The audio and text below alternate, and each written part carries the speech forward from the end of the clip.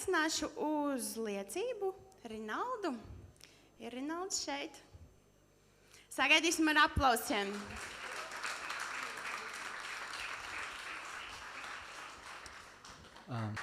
Jā.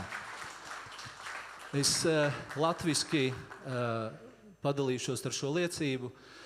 Bija tā, kad pāris nedēļas atpakaļ pirms brālis Rahuls šeit sludināja, dalījās ar savu vārdu. Pielūgsmes laikā es sēdēju tur aizmugurē, un es vienkārši pielūdzu. Un pēkšņi manā sirdī tā kā uzausa jautājums. Kungs, vai tu vēlies, lai es ar kaut ko dalos? Vai tu gribi kādu liecību, lai es padalos? Un momentāli man atnāca vārds altāris. Un tad brālis Rahuls sludināja šeit par altāriem, dalījās ar vārdu par altāriem. Un priekš manis tā bija kā tāda zīme, ok, kungs, ja tu to vēlies, tad es to darīšu. Un es vienkārši paklausībā šodien esmu šeit un par to liecinu. Un bija kāda reize, pirms vairākiem gadiem, kad kāds pāris misionāri no Amerikas uzaicināja mani uz lūkšanu sapulci. Tas bija piekdienas vakars, kur viņi ar draudz bija sapulcējušies viņu namā. Es daudz cilvēkus nepazinu, pazinu tikai dažus. Bet, kad es iegāju šī namā, es sajūtu tādu, manī pacēlās tāda kā sagaidīšana. Es jūtu, ka Dieva klātbūtne šeit ir un ka kungs kaut ko darīs un kaut ko mums atklās. Un es biju pilns sagaidīšanas. Un tajā brīdī, kad slavētāji sāk slavēt un pielūgt, es sadzirdēju, kā svētais gars manā sirdī runāja, atdod sevi visu. Atdod sevi visu. Un es uz kādu brīdi tiešām varu pateikt, es jūtos kā Marija svešā namā, kura bija iegājusi pie, viņi nebija farizēji, bet es biju viņu namā, kurai neinteresēja nekas apkārt, bet tikai būt pie Jēzus kājām. Un es sapratu, kungs, es šeit esmu tevis dēļ. Vienalga, ko citi domās, ko apkārtējie redz vai neredz, es tevi pielūgšu un es atdodu sevi visu šī pielūgsmē. Un vienā brīdī, kad mēs pielūdzām, es sajūtu ļoti lielu tādu spēcīgu Dievu klātbūtni, kas bija smaga un burtiski viņa nospieda man uz ceļiem. Un es atrados šī stāvoklī uz ceļiem, pielūdzu to kungu viņa klātbūtnē. Un kādā brīdī brālis viens ienāca tā kā centrā un vidū, un viņš ļoti dedzīgi sāka lūgt, saukt uz to kungu. Kungs, mums vajag tevi, mums vajag redzēt tavu vaigu, kā Mūzus tevi redzēja. Mums nepietiek ar vienkāršiem, mums vajag tevi, godības ķēniņu, nāc un atklājies. Un tajā brīdī, kad viņš lūdza tik dedzīgi, es pirmo reizi piedzīvoju to, kā viņš kļuva kā durvis. Kā durvis, caur kuru ienāca godības ķēniņš istabā. Momentāli es biju uz savām kājām, Jēzus bija tik tuvu man klāt, viņš paņēma manas rokas, un mēs sākām dejot.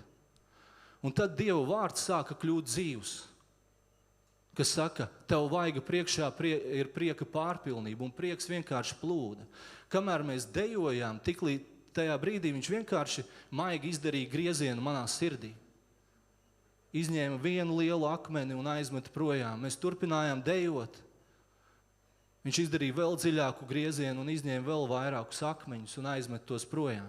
Tad viņš maigi aizvēra manu sirdi. Un interesanti ir tas, ka tikai tajā brīdī arī es to nepadalījos, bet dziesmas vārdi kļuva man dzīvi. Manu sirdi to maigi atvēri. Un tas bija tas, ka to varēja piedzīvot. Un tad viņa klātbūtne it kā pazuda, viņa vaigs pazuda, bet es dzirdēju balsi, kas man teica, Rinaldi, tagad tu vari pienest to, ko tu esi sagatavojis. Un es biju sagatavojis ziedojumu. Nolicis. Es nezināju, kur es to nesīšu, kam es to došu un tā tālāk, bet es sajūtu tā kunga aicinājumu, ka šis ir brīdis to pienest. Un es neredzēju kasti nekādu ziedojumu, es meklēju ar savām acīm, ko man darīt tagad un kā man rīkoties.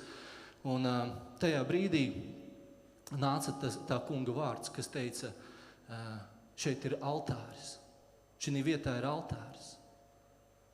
Un tajā brīdī es redzēju, kā kungs it kā izgaismotu man vietu pie slavētāju kājām, uz grīdas es noliku šo te ziedojumu, pienesumu tam kungam. Un tajā brīdī kāda māsa redzēja, kā uguns nonāk pār šo altāru. Un nāca vārds, sāksies atbrīvošanas.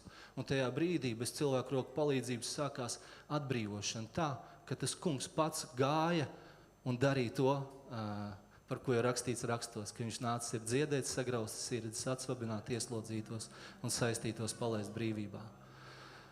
Jā, tā kā es vienkārši varu pateikt, ka ir vairākas reizes, kad es esmu to piedzīvojis, kungs ļāvis to piedzīvot, bet tam bija vairākas lietas, ko viņš man lika darīt. Pirmā, viņš ielika dziļas slāpes pēc vairāk viņa, un mums vajag ilgoties pēc vairāk viņa. Otra lieta, svētais gars veda mani tajā. Es ļāvos svētajam garam, ka viņš mani veda tajā.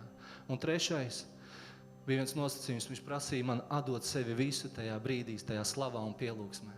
Es varu pateikt, iedrošināt, tas kungs grib ar katru vienu no mums satikties, dziedēt sirdis, un šī ir īstā vieta, kur viņu piesaukt, meklēt viņa vaigu un sastapties ar godības ķēniņu. Paldies, amen. Dosim aplausus. Paldies, Rinaldi, par tādu brīnišķīgu lietu.